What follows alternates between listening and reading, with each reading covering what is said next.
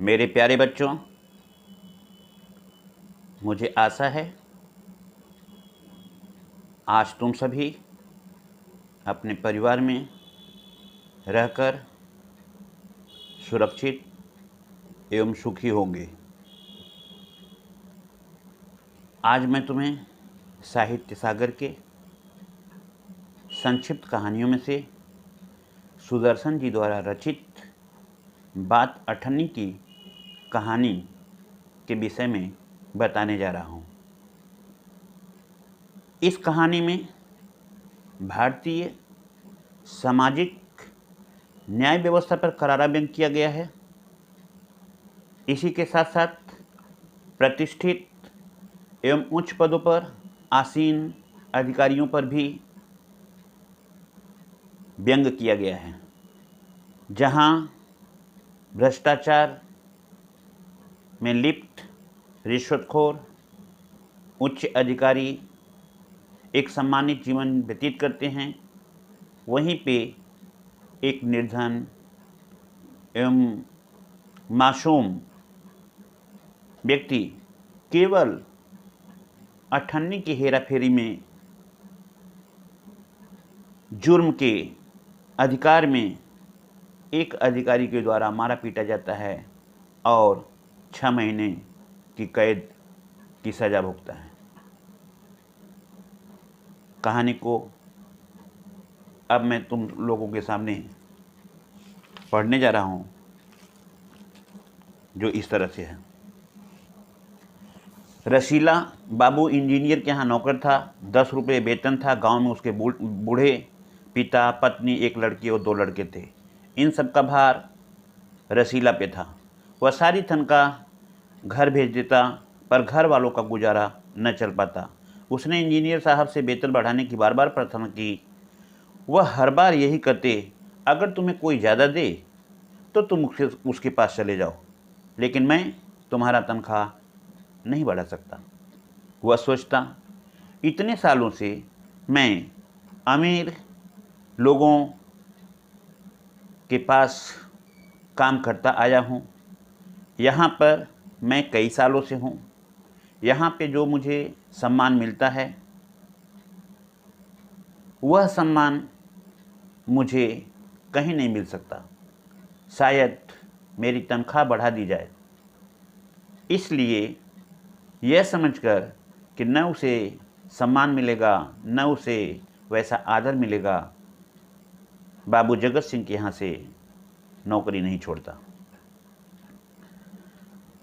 जिला मजिस्ट्रेट शेख सलीमुद्दीन बाबू जगत सिंह के पड़ोस में रहते थे। उनके चौकीदार मियाँ रमजान थे। रमजान और रसीला दोनों में गहरी मित्रता थी। दोनों घंटों साथ बैठते, बातें करते।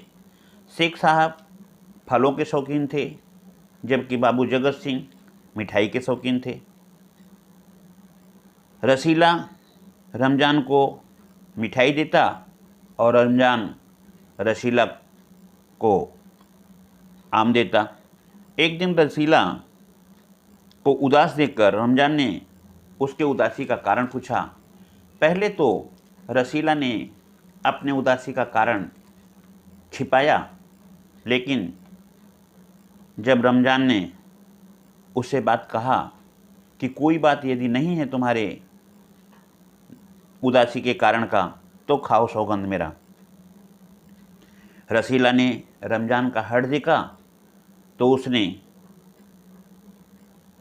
आंखों में आंसू लिए हुए बोला, घर से खत आया है, बच्चे बीमार हैं और रुपए नहीं हैं।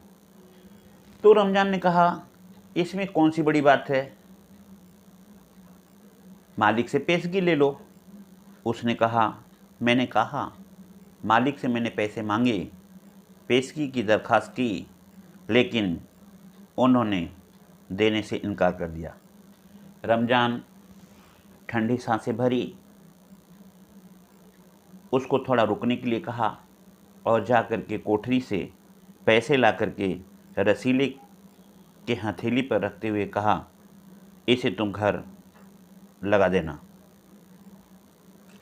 रसीला के मुंह से एक भी शब्द न निकला।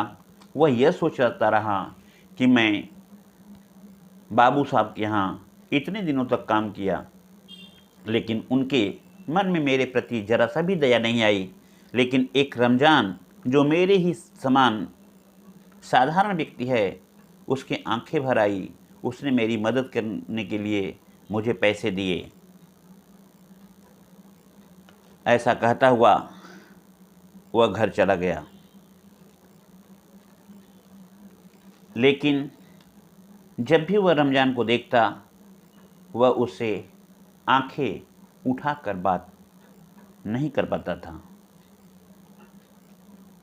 वैसे तो उसने कुछ ही दिनों में उसका सारा ऋण चुका दिया, सिर्फ 8 आना बाकी रह गया।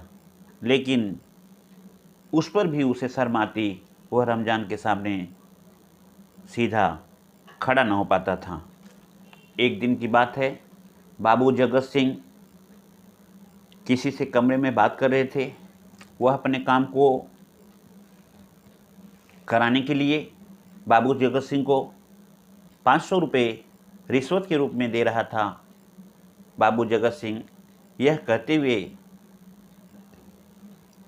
उसे डांट दिए कि 500 रुपया दे करके मेरा अपमान कर रहे हो। उस व्यक्ति ने कहा, हुजूर मान जाइए, आप समझ लीजिए कि ये 500 रुपया नहीं, बल्कि आप मेरा काम मुफ्त में कर रहे हैं। रसीला यह बात सुन करके समझ गया कि भीतर रिश्वत ली जा रही है। सोचने लगा, रुपया कमाने का यह कितना आसान तरीका है।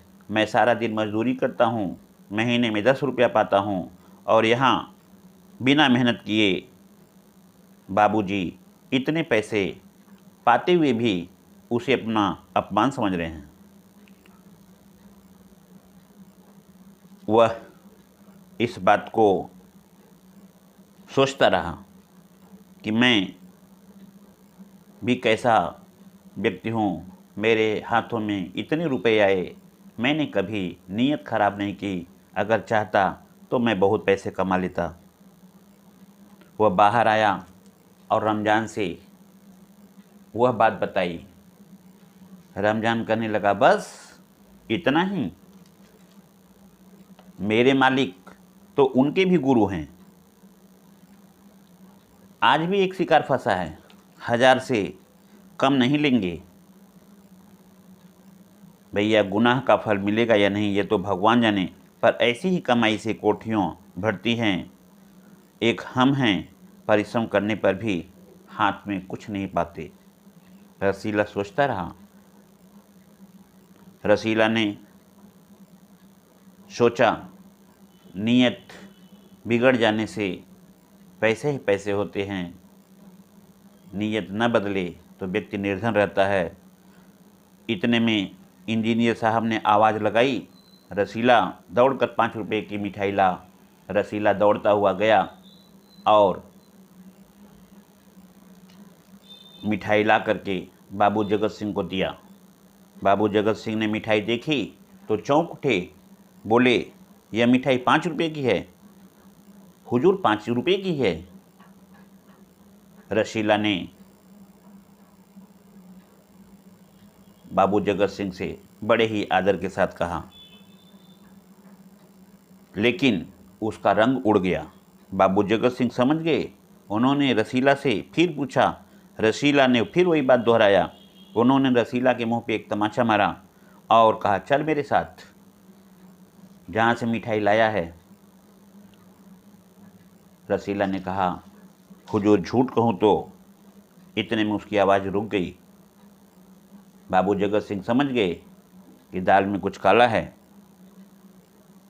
उन्होंने कहा, अभी सच और झूठ का पता चल जाएगा, चल हलवाई के पास, अब कोई रास्ता नहीं बचा। वह बोला, माई बाप, गलती हो गई और यह मेरी पहली गलती है, आप इसे पहली गलती समझ करके माफ़ कर दीजिए। इंजीनियर साहब के आंखों में आग बरसने लगी।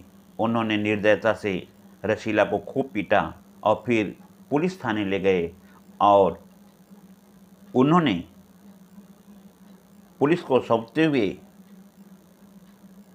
5 रुपये देते हुए यह कहा कि मनवा लेना, लातों के भूत बातों से नहीं मारते। दूसरे दिन मुकदमा शेख सलीमुद्दीन के पास कचहरी में पहुंचा। रसीला ने तुरंत अपना अपराध स्वीकार किया। अगर वह चाहता तो झूठ बोल सकता था, वह कह सकता था कि यह झूठ है, इन्होंने हमें फंसाने के लिए ऐसा कहा है। लेकिन उसने सोचा एक और झूठ बोलना बड़ा पाप होगा। हाथ जोड़कर बोला, हुजूर, यह मेरा पहला और आखिरी गलती है, यह मेरा अपराध है, मैं इसे स्वीकार करता हूँ, इस बार माफ़ कर दीजिए, भविष्य में फिर गलती नहीं होगी। शेख साहब बड़े ही न्यायप्रिय थे। ऐसे न्यायप्रिय थे कि उन्होंने बिना कुछ पूछे रसीला को 6 महीने की सज़ा सुना दी। रुमाल से मुंह पोंछा और पोंछ करके उसे फेंक दिया।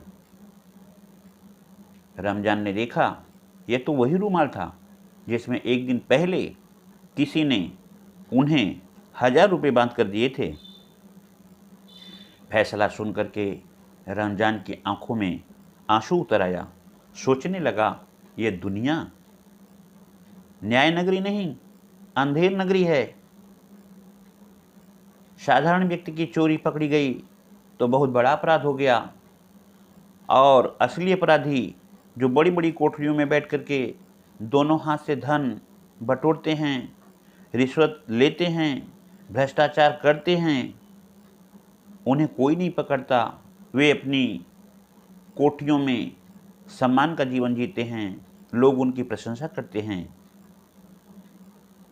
रमजान जब घर पहुंचा तो एक दासी ने पूछा, रसीला का क्या हुआ? रमजान ने कहा, क्या होगा?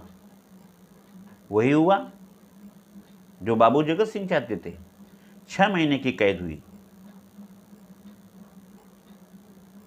साथ ही साथ उन्होंने यह भी कहा, अच्छा ही हुआ, वह इसी लायक था। रमजान ने गुस्से से कहा, यह इंसाफ नहीं, अंधेर नगरी है। सिर्फ एक ही अठन्नी की तो बात थी। अगर चाहते तो बाबू जगत सिंह उसे माफ़ कर देते। वह यह सोचते कि रमजान हमारे यहाँ इतने दिनों तक नौकरी की, कभी किसी तरह का उससे अपराध नहीं हुआ। अगर एक अपराध हो भी गया तो कोई बात नहीं है, उसका छोटा अपराध समझ करके उसे भुला सकते थे, उसे माफ़ कर सकते थे। लेकिन ऐसा उन्होंने नहीं किया।